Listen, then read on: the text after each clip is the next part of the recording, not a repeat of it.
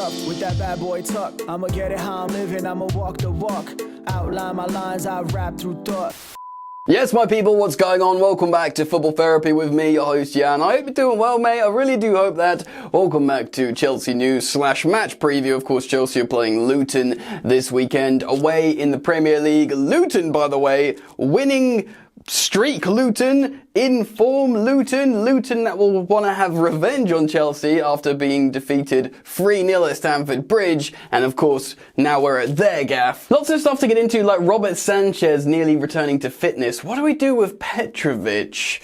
Also, the Conor Gallagher thing's come up again. Apparently he is for sale for not that much money. And Opta are coming out speaking about excellent statistics from him. Yeah. Pochettino has had a short pre-match press conference as well regarding the Luton game and given us some injury updates, Lavia and Mudryk. So we're going to talk about who I think will play in this game. And yeah, lots to get into. So thank you for joining me. Do consider supporting the content if you want to. You can do so by just liking and subscribing. If you choose to subscribe, make sure you do hit the if you do choose to subscribe, make sure you hit the bell notifications icon. Alright then, let's get into it. I want to start off by talking about Robert Sanchez, Chelsea's supposed number one goalkeeper. Of course, he's been out with injury for a little while. Georgi Petrovic has come in. Baptism of fire, hadn't really played at all. Came off the bench to replace Sanchez when he was injured. Flapped a shot and conceded a goal, but has started ever since. And actually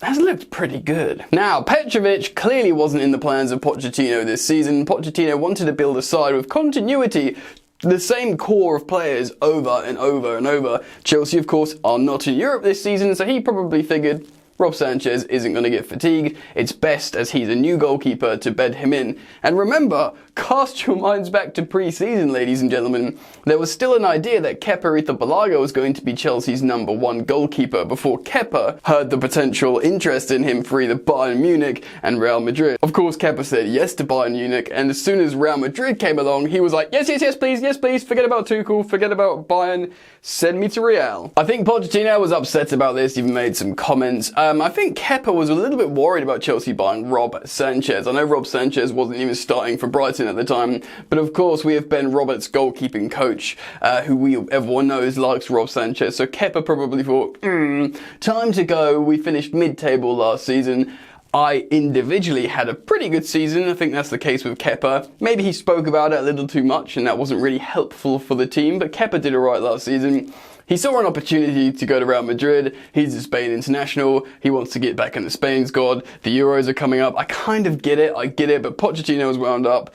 And then Rob Sanchez was like, right, this guy's going to be our number one. He's coming in cold. He's not been playing first team football for a while. He's just going to play all the games. Not thinking he'd get injured and we'd have to play Georgi Petrovic. So enter Georgi Petrovic, who by the way cost £14 million.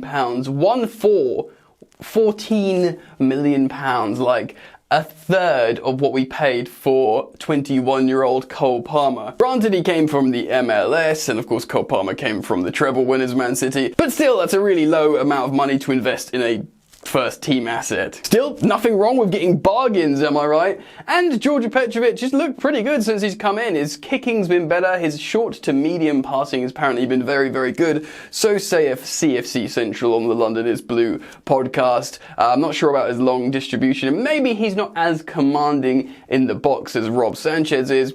Maybe he's not as good as claiming crosses and loose aerial balls, which can be a huge problem for Chelsea. Remember, again, cast your mind back, when Kepa went through that dismal run of form where everyone was terrified every time, we had a corner or there was a cross in the box. There's that famous clip of him not coming for a cross right in front of his face, Azpilicueta and everyone turning to him and in synchronicity screaming, Kepa! Yeah. In swoops Edouard Mendy, starts a few games and just calmly comes out and claims crosses. Basic goalkeeper stuff, but for us, it was like the second coming of a deity. We were like, oh my god, I feel safe again. But really, in hindsight, maybe Edouard Mendy was just doing basic stuff. So we'll have to see if Georgi Petrovic can capture the whole entire repertoire of a keeper, not just passes and saves, and actually claim some crosses, etc. But, he's meant to be a penalty specialist. He's made a great penalty save in the shootout against Newcastle. And he's done really nothing wrong since. So the big question is, ladies and gentlemen, does he just keep the #1 spot, or has Rob Sanchez done enough wrong to not get it back? Or has Petrovic done enough right? It's a cruel game, football. I was at the point where I wasn't really sure one way or another about Rob Sanchez, but comment down below what you think. Should Petrovic just stay in net at the moment, or should Rob Sanchez, has he earned, as part of the plan, the opportunity to come back? Let me know what you think in the comment section down below. Right, next up, let's talk about Conor Gallagher. Ben Jacobs of CBS and General Football Reporter said that Conor Gallagher is still technically up for sale-ish, or at least Chelsea would listen to offers for him, which is wild. Of course, this stems from him only having 18 months left on his deal, but he's been wearing the captain's armband for Chelsea. He's one of the most favoured players for manager Mauricio Pochettino, and of course, he's one of the few ones that actually properly cares about the club. He's Chelsea through and through, has been through the academy, and I know that's nauseating for some, because since Lampard, the academy boy, the blue blood, the Cobham sexuals, and all this kind of stuff, it's getting a bit boring, and ultimately people just want to win. I get it. But it does count for something. He's not just collecting a paycheck. Of course, everyone thought this was like the Mason Mount effect, but the truth is Mason Mount never supported Chelsea. He's a Portsmouth fan, whereas Gallagher is diehard Chelsea boy. Now, of course, this news about Chelsea still listening to offers for him came up. Lots of people start arguing across social media. I think it's like if a £45 million bid comes up, they'll listen to him. Remember, that sounds radical and insane, and almost certainly is, but the reason why they'll do it is maybe they're not entirely sure, the sporting directors, in terms of his profile and building long term. And of course, I'm sorry to say it, ladies and gentlemen, but it's an accounting thing. It's pure profit. If you can get 50 million quid for Conor Gallagher, who, by the way, has only got 18 months left on his deal, in terms of a pure profit sale, in terms of a business move, in terms of Chelsea not qualifying for the Champions League this season, this is the kind of thing that can save you financially and help aid you in the long-term rebuild. Now, don't get it twisted. I'm not saying we should sell Conor Gallagher. I want him to stay at Chelsea. I'm just playing devil's advocate here and trying to explain it from perhaps a speculative idea of their position. Also, as well, maybe he won't sign the long-term deal. Maybe there is just, maybe they have presented him a contract, or even if they haven't physically done it, of course, agents and the club representatives sort of talk out ideas first before they sit down when they're on the same page. Maybe those ideas aren't aligning, and yeah, maybe that's where the problems are being caused. Again, I don't know that. I'm speculating here. I'm guessing. I have to be very careful when I have this, do these thought experiments. But you don't know the whole truth.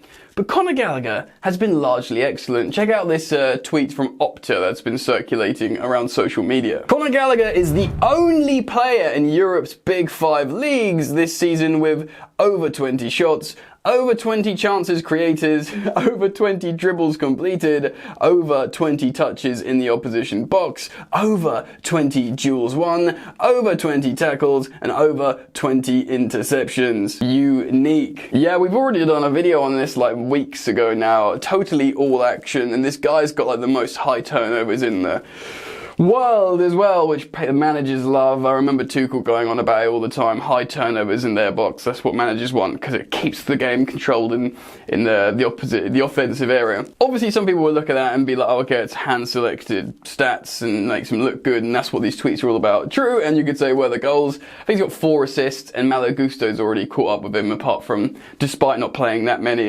games, Malo Gusto. But it doesn't matter, because it's just good. All that is good.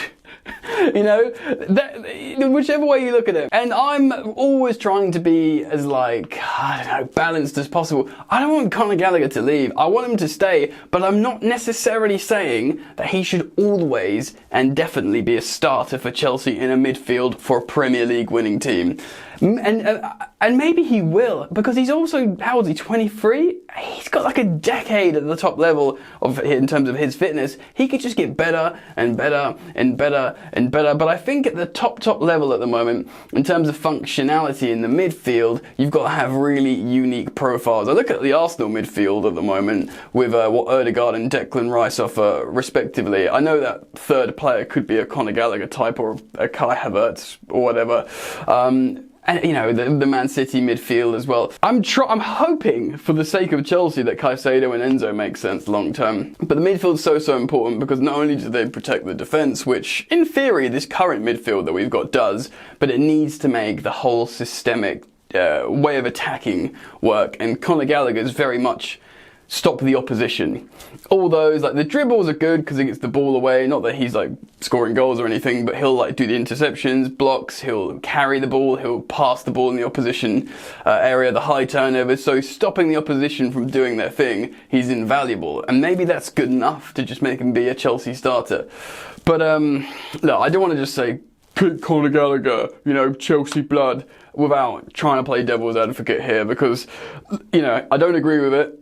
There you go, I'm nailing my colours to the mast. I don't agree with it, but from the company point of view, in terms of the asset and long-term build, maybe there's something to do with his profiling in terms of long-term systemic Premier League winning team in midfield, which maybe I can see, but at the same time, you would never want to lose Conor Gallagher from your squad, just because of what he offers and just because he cares. And even if there's a particular profile that for a period of time starts over him, if that person doesn't give 100%, bam, Conor's coming in and he will give 100%. And there's other things, but at the same time, those numbers are undeniable. He wants to play for Chelsea. You just got to make it work, really, haven't you? And also, you have to think, whenever there's contract battles like this, when that uncertainty is floating around, and this is like another one, this is a good reason for putting players on 8, 9, 10-year contracts, because you just don't have to worry about this again. The Eden Hazard saga making you feel uncomfortable for years. I'm not saying Gallagher's Eden Hazard, but do you know what I mean? So the player can just play better, the manager knows what they're working with for long term. So there is a benefit of just locking players down to longer deals. But one way or another, I think we should just sign Conor up. And if he wants a 5-year deal, I mean, I'd say make an exception for him, but when you start an exception, where do you stop? Anyway, let me know what you think. Conor Gallagher, comment down below. Right, so Chelsea do have a Premier League game this weekend. Of course, Luton are coming off multiple wins in a row, both home and away. Of course, they beat Newcastle 1-0, and they just beat Sheffield United as well, but they did benefit from 2 own goals. But I think they played pretty well. Luton play in a back 3 system. They're very robust, often play agricultural football, but they have a certain mercurial attacking talent in their midfield, known as the Scouse Sedan. That's right, Ross Barkley, who, by the way, has done some pretty magnificent stuff in the Luton midfield this season. Took him a little while to get going, but now he's showing what he's all about.